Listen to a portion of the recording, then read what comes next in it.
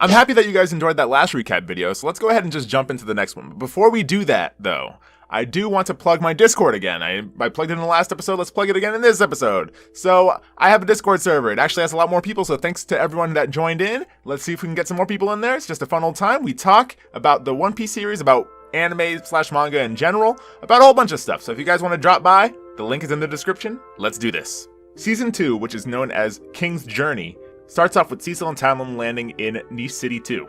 Nice City 2 is the final island in the East Blue when traveling to the North Blue, because now we have this thing called the Red Line Canal, which is an opening in the Red Line that allows for travel between the different seas. This island is home to a special coating that they need to get for their ship in order to cross the Red Line Canal without a sea serpent of some sort attacking them. While here, Talon also reveals that he told Cecil his backstory, as well as asks certain questions about this island, which Cecil then is able to answer. Cecil explains that back when he was a kid, he read a whole bunch of books getting ready for this adventure, so he actually knows quite a bit. There are a few things that he didn't read because he sort of just went off of whatever he got his hands on, with a lot of these things actually being very beneficial to him. For example, he explains that he has gotten his hands on Nami's entire world map, so he's able to remember all of the things that he studied from there because he explains that he has a photographic memory as long as he concentrates very hard. However, the thing that Cecil is most excited for on this island is joining the Death Games, which is a special sort of event. You can kind of attribute it to the Chunin exams Forest of Death in Naruto, where there's a squad that goes into a forest and they have to get certain items while trying to defend themselves from the environment as well as from other players. So Cecil and Talon go in, sign up, and come up with the team name Sea Venom. So Team Sea Venom go in there and they are explaining the rules, which is basically they need to get 3 different gems of different colors in this forest and then put them in the drop-off point. They start to descend down the hill that they were on waiting, and their challenge begins. Right away, they're greeted with a bunch of different mobs and monsters that just attack them, and these monsters are from some strange island known as Mythos, which we don't really know too much about just yet, but apparently that's where they come from. So all the creatures and the monsters attack Cecil and Talon, and they become overwhelmed. And then next thing Cecil notices, Talon's just completely gone. While searching for Talon, he discovers a creature that tells him that he senses 2 energies coming from Cecil. Not trusting the young fishman, he ends up attacking him and flees. Meanwhile, Talon wakes up and finds himself in a cave full of wolves. Episode 2 starts off with Talon once again in the cave. He has now defeated all of the wolves. He then goes off to try and search for Cecil and ends up finding the same mysterious creature that talked to Cecil. This creature then tells Talon that he needs to be wary because Cecil has another Cecil in him.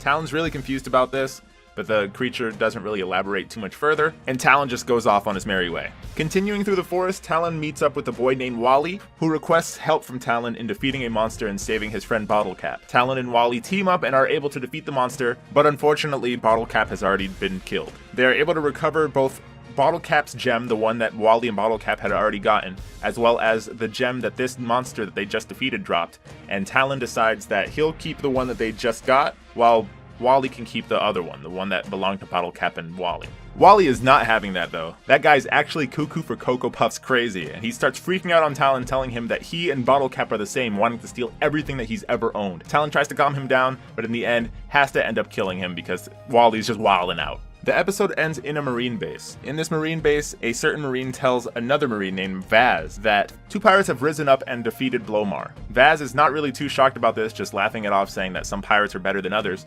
but when seeing the picture of these people, he starts to panic. He explains that Talon, the sneaky gun, had been missing for 2 years, so he had just assumed that he was dead. And then when it comes to Cecil Gaines, he was actually an infamous child prodigy known as the Demon of the East. 12 years ago, everyone knew about him in the East Blue. But because Ram Hills had become Luffy's memorial only after that point in time, everyone who came from the North Blue and lived there, which is a majority of the people who live on Ram Hills, probably didn't even recognize him. Vaz decides to reinstate both of their bounties. Episode 3 starts off with Cecil going up against a guy named DJ. This fight had been briefly seen in the previous episode, but now we're getting a fuller picture on what is exactly going on and why Cecil was struggling. Basically, other Cecil, the other entity inside of Cecil's head, had come out and told Cecil that he needs to get stronger.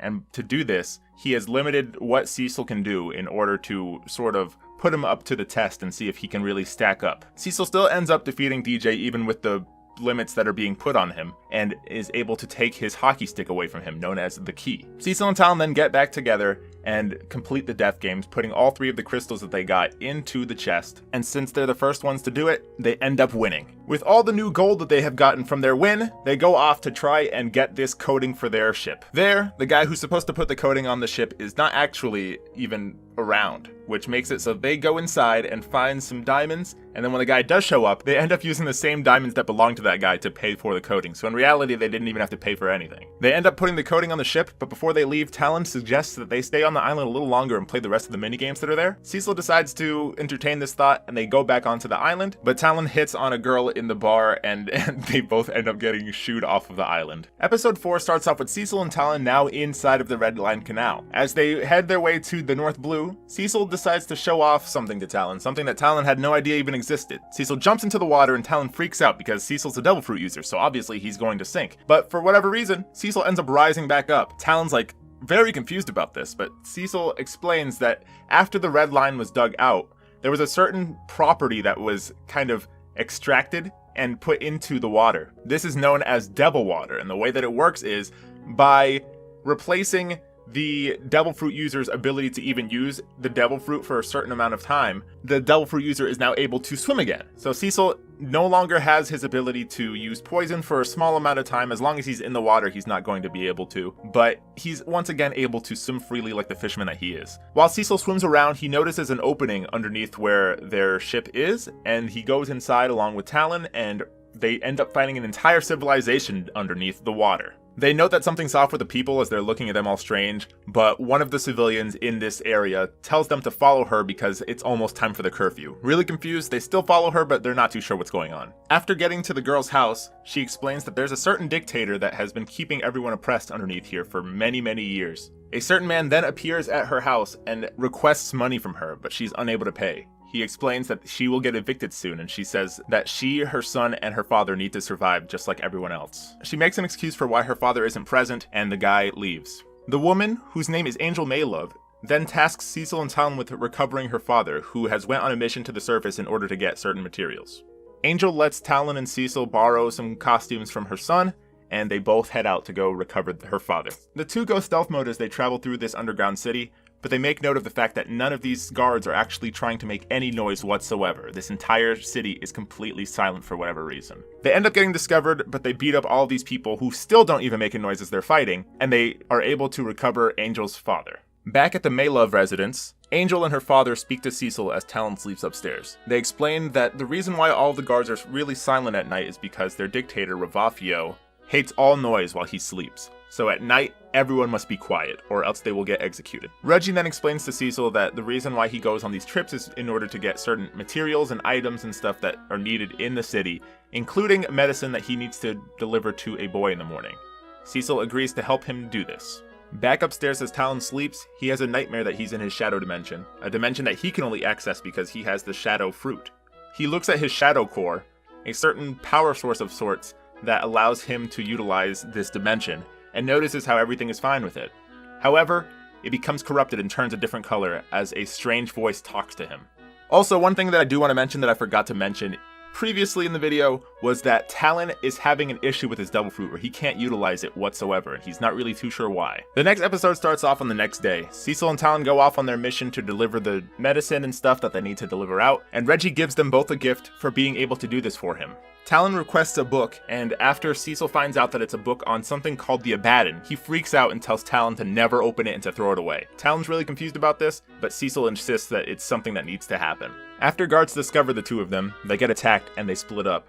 Talon, confused as to why Cecil was acting like that beforehand, is reminded of the monster in the death game who tells Talon that he needs to be wary of Cecil. Talon circles back and goes and gets the book that he had thrown out, wondering exactly what this whole thing is even about. As Cecil continues to fight the guards that are attacking him, a strange man pops out of a sewage system and tells Cecil to follow him. The two then go back to the man's house where the man explains that there's a certain resistance that's supposed to be attacking the king and opposing everything that is happening in this city. Cecil's surprised to hear this, and the man goes on to say that although he doesn't believe in the resistance, all he wants to do is escape this place and go off on his own. He thinks that Cecil would be extremely beneficial for this to happen, so the two decide to team up. However, after the man comes up with a plan, he goes into the kitchen to make Cecil some dinner, but actually changes into a guard uniform and attacks Cecil himself. Honestly, Cecil should have thought something was up as soon as he saw the books inside of the man's house, because earlier in this episode, Reggie explains that there's a certain festival called the Antecedent Festival that happens in this city where the king reads off one book, and that's it. That is the only book that is allowed to be read in this city for the entire year. And it usually tells a little bit of their ancestry or their background and the background of this city.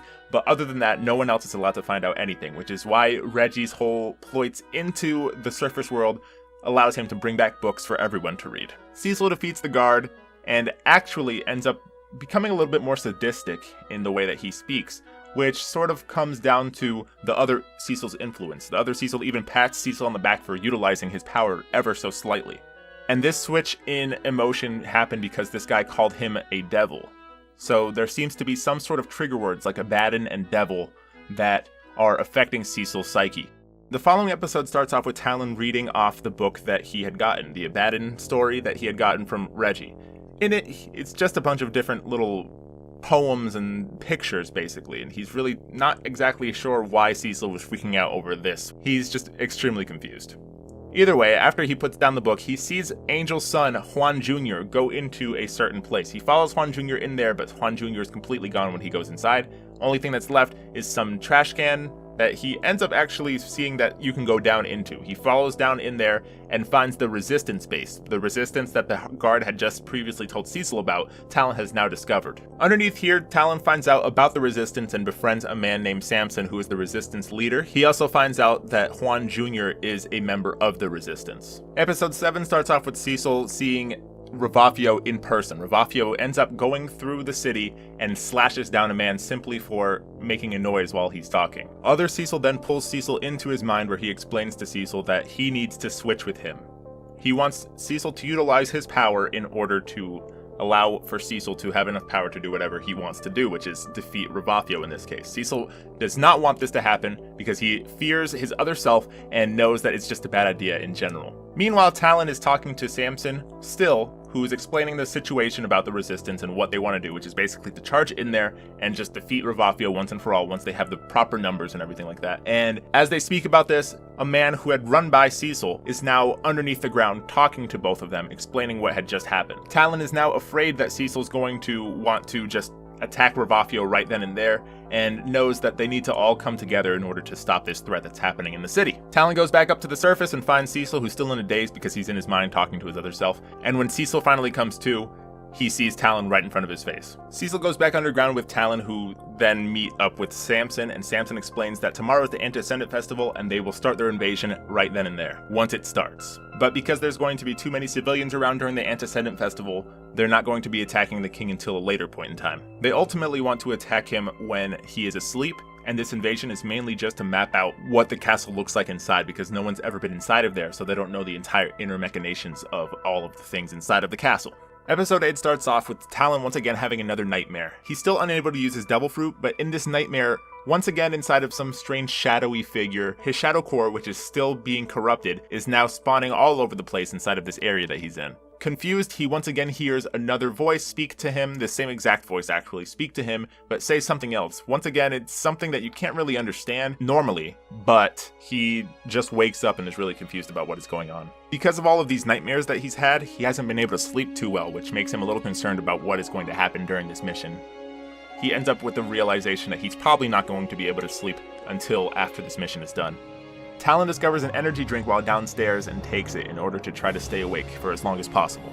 The Antecedent Festival starts and they begin their rush into the castle. But it is revealed that Reggie, Angel's father, was actually kidnapped by King Ravafio. Cecil, Talon, and Samson map out the entire castle so that they can actually begin their true attack on Ravafio at some different point in time, but when they get back home, Angel Maylove is there crying at the fact that her father has been kidnapped. Cecil reassures her that she will have her father back, and they all go to sleep. Episode 9 starts off with Talon explaining to Cecil that these dreams that he's having are actually feeling sort of real in a sense.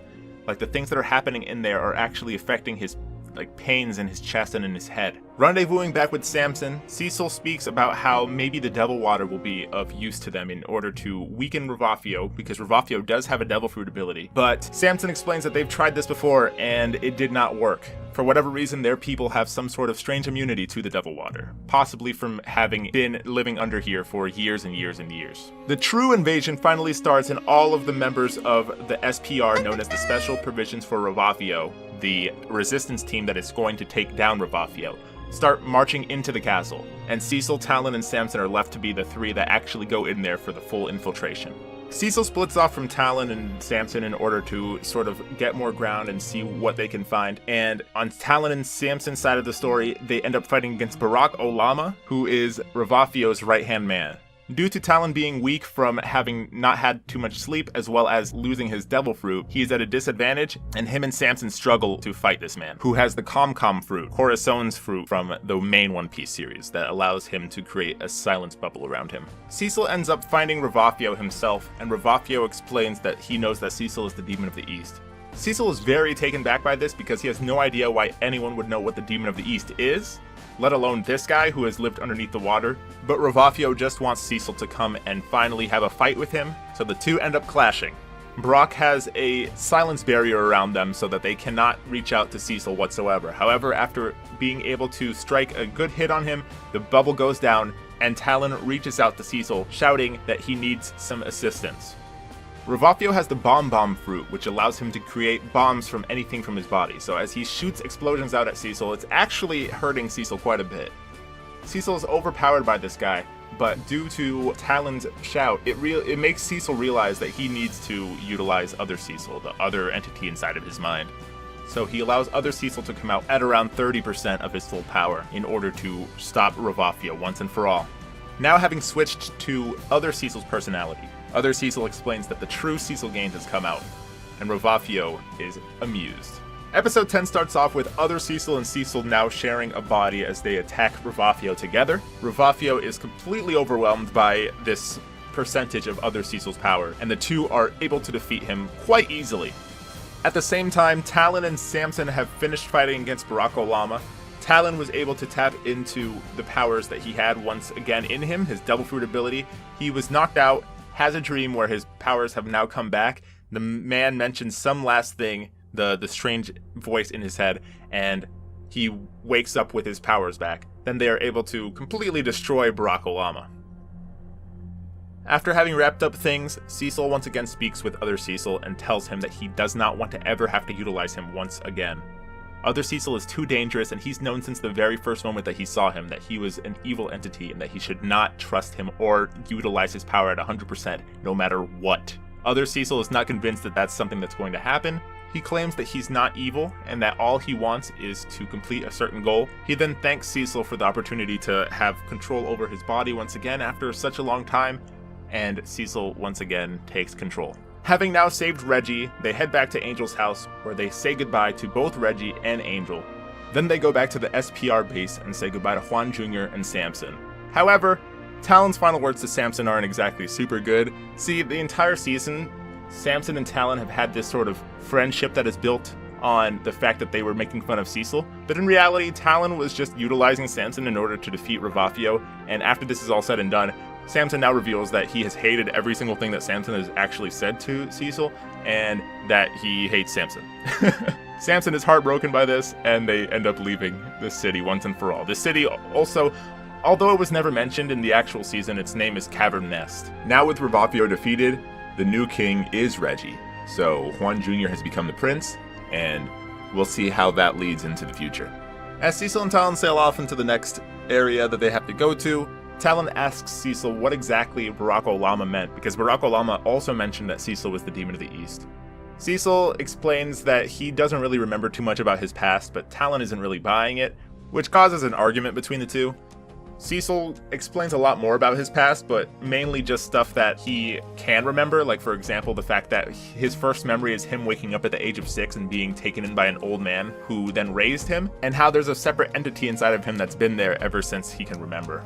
Talon is just completely not buying this whatsoever and sort of ignoring Cecil, so all of this stuff is just kind of going through one ear and out the other, and Talon decides that he's not going to speak to him for the rest of the entire way to the next island. Meanwhile, somewhere else, there's a warlord meeting going on. The fleet admiral speaks to 5 out of the 7 warlords, the 5 that actually made it to the meeting, and he explains how Cecil and Talon, 2 grand figures in the past, have now returned, and how they need to keep an eye out for them. After some banter and bickering between the different warlords, we find out that Ugonna, the same Ugonna that Blomar had actually reached out to when he was dying, is part of the warlords, and how he has his eyes set on Cecil and Talon. His eyes then change into the eyes that Talon had been seeing in his nightmares, and we find out that he's been the cause of everything that's been happening to Talon this season.